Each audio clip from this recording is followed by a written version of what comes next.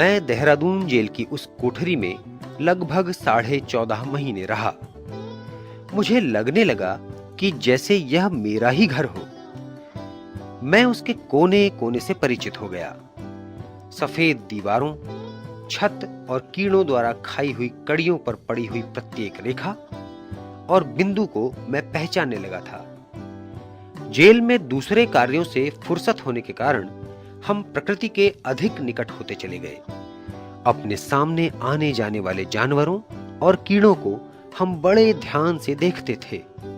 मैंने अनुभव किया कि मेरी यह शिकायत उचित न थी कि मेरा आंगन सूना और उजड़ा हुआ है। मैंने पाया कि वह तो जीवों से भरा हुआ था। ये सब रेंगने, फिसल कर चलने और उड़ने वाले कीड़े मकोड़े मेरे दैनिक जीवन में बिना किसी प्रकार की छेड़छाड़ किए हुए रह रहे थे। ऐसा कोई कारण न था कि मैं उनसे किसी प्रकार की छेड़छाड़ करता। हाँ, खटमलों, मच्छरों और मक्खियों से मुझे निरंतर युद्ध करना पड़ता था। जहां पर वृक्ष थे, वहां गिलहरियों के झुंड मजे से घूमते रहते। गिलहरियां बिल्कुल न डरतीं और साहसपूर्वक हमारे पास आ जाती थीं। वे इधर से उधर भागती, मानो एक दूसरी से आगे बढ़ने का खेल खेल रही हों। मुझे उनकी अटखेलियां देखने में बड़ा आनंद आता। लखनऊ जेल की बात है। मैं घंटों बिना हिले डुले बैठा पढ़ता लिखता रहता। एक गिलहरी मेरे पैरों पर चढ़कर गोद में आ बैठती थी और मेरे मुंह की ओर देखने लगती थी। वह मेरी आंखों की ओर गौर से देखती थी और अनुभव करती थी कि मैं वृक्ष नहीं हूं। वह मुझे क्या समझती रही, मैं नहीं बता सकता। मैं जरा सा हिलता कि वह भयभीत होकर भाग खड़ी होती। कभी कभी गिलहरियों के छोटे बच्चे पेड़ों से नीचे गिर जाते थे। उनकी माताएं उनके पीछे दौड़ी हुई आती और उन्हें गेंद की तरह अपने मुंह में दबाकर सुरक्षित स्थान पर ले जाती थीं। कभी कभी बच्चे खो भी जाया करते थे। हमारे एक साथी ने इस प्रकार गिलहरियों के खोए हुए 3 बच्चों को पाल रखा था। एक दिन मैंने कुछ शोर सुना। हाय, ये गिलहरी के नन्हे नन्हे बच्चे कहीं मर ही ना जाएं। मैं उधर गया तो देखा कुछ कैदी खड़े अरे अरे हाय हाय कर रहे थे। मैंने उन बच्चों को देखा तो निश्चिंत हो गया। वे जीवित थे। मैंने कहा, तुम सब इन बच्चों को घेरे खड़े हो। इनकी मां इन्हें लेने कैसे आ सकती है? चलो, हम बरामदे में बैठकर देखते हैं। मैंने कैदियों को बताया कि मैं रोज इन गिलहरियों को देखता हूं। कई बार इनके बच्चे वृक्ष की टहनी से नीचे गिर जाते हैं। इनकी माताएं फुर्ती से नीचे आती हैं, बड़े ध्यान से इन्हें गेंद की तरह गोल गोल कर मुंह में दबा लेती हैं और फिर पेड़ पर ले जाती हैं। संध्या का समय था। धीरे धीरे रात होने लगी, परंतु मां गिलहरी न आई। मैं चिंतित हो उठा। कुछ तो करना होगा। कैदी उन बच्चों को उठाकर मेरी कोठरी में ले आए। पांडे जी आते ही बोले, ये बच्चे तो बहुत ही छोटे हैं, न तो ये पत्ते चबा सकते हैं और न ही इन्हें रोटी का चूरा कर खिलाया जा सकता है। कैसे जीवित रखा जाएगा इन्हें? दूसरे ने सुझाव दिया कि इन्हें बोतल से दूध पिलाया जाए। पर कैसे? जेल में बोतल कहां? फिर वे इतने छोटे थे कि बोतल से तो दूध पी न सकते थे। उनका पालन पोषण करना कठिन समस्या बन गई थी। सब सोच में पड़े थे कि मेरी दृष्टि पेन में स्याही भरने वाले नली पर पड़ी। मैंने नली को उठाया और सबको दिखाते हुए कहा, इसे बनाते हैं बोतल। फिर शुरू हुआ नली से दूध पिलाने का प्रयास।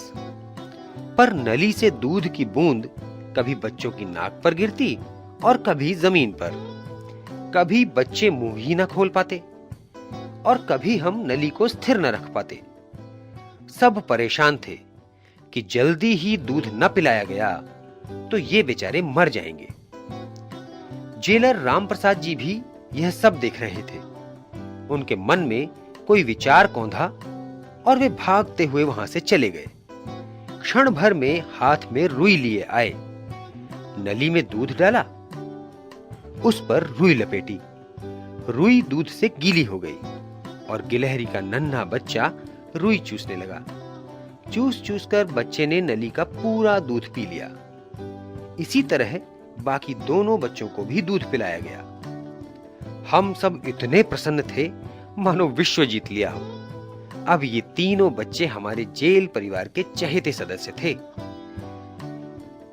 अल्मोड़ा की जेल को छोड़कर जितनी जेलों में मैं गया वे सब कबूतरों से भरी रहती थीं।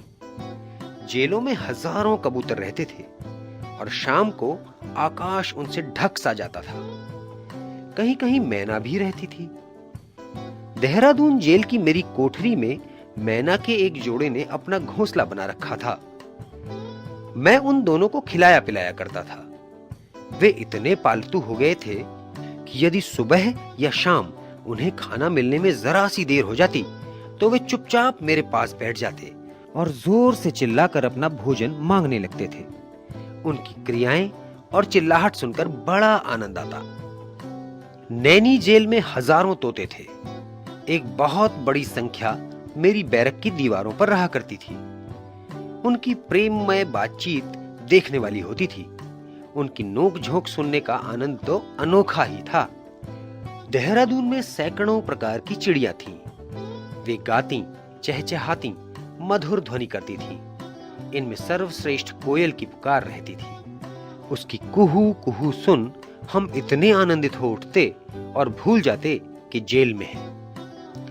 बरेली जेल में बंदरों का एक दल बसा हुआ था और उनकी किस्में देखने योग्य थी। एक घटना ने मुझ पर बड़ा प्रभाव डाला। एक बंदर का बच्चा हमारी बैरक में आ गया और लौटकर फिर दीवार पर न चढ़ सका। वार्डनों और कैदियों ने उसे पकड़ लिया और एक रस्सी से बांध दिया। ऊंची दीवार के ऊपर से उस बच्चे के माँ बाप ने यह देखा, उनका क्रोध बढ़ने लगा। एकाएक उनमें एक बहुत बड़ा और मोटा बंदर खी खी करता नीचे कूदा। उसने भीड़ पर सीधा आक्रमण किया। यह बहुत ही बहादुरी का काम था, क्योंकि वार्डन और कैदी हाथों में बड़े बड़े डंडे घुमा रहे थे। साहस की विजय हुई। मनुष्यों की भीड़ डरी और अपने डंडे छोड़ भाग खड़ी हुई।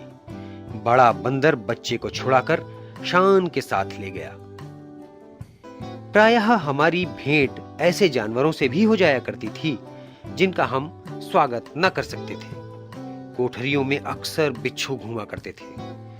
कभी वे मेरे बिस्तर पर मिलते या उस किताब में मिलते जिसे मैं अचानक उठा लिया करता था। पर आश्चर्य की बात है, उन्होंने कभी मुझे डंक नहीं मारा। एक बार मैंने एक जहरीले बिच्छू को एक डोरे में बांधकर दीवार पर लटका दिया। थोड़ी ही देर बाद वह वहां से भाग खड़ा हुआ। इस स्वतंत्र बिच्छू से दोबारा मिलने की मेरी इच्छा न थी।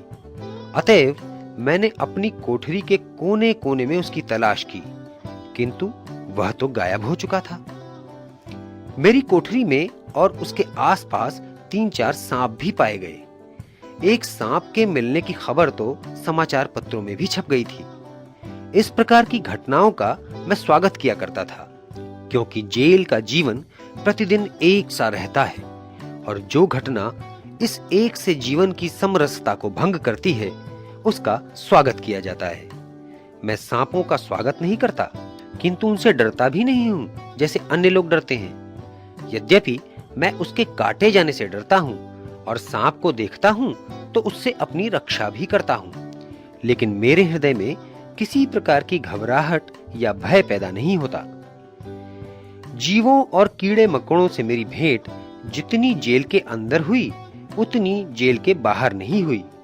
वे मुझे अपने मित्रों जैसे ही लगे और थे भी, क्योंकि वे मेरे अकेलेपन के संगी साथी थे।